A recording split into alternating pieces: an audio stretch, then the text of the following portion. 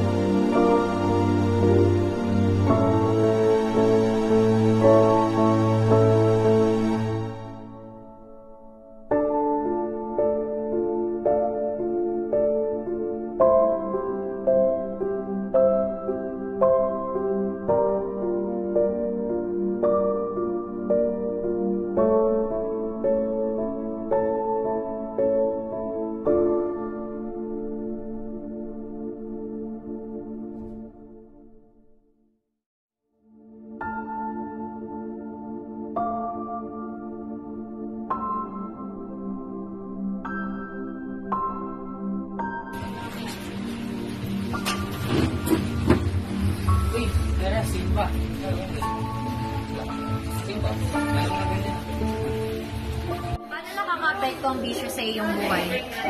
Nakaka-apekto ang bisyo sa aking buhay dahil nakakasira ito ng kalusugan at affected din yung mental health ko dahil sa paggamit ko ng bawal na gamot.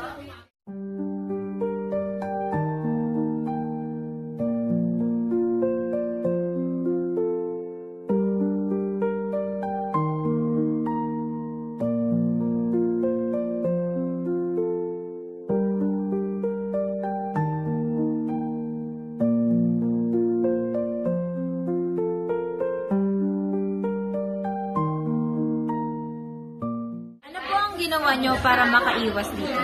Merong nag-encourage sa akin na isang kapatid ko na umattend sa isang Christian Community Church. Yan, which is yung congregation nila. So yun yung reason kung bakit natigil ko yung mga bagay na na masasama, gaya ng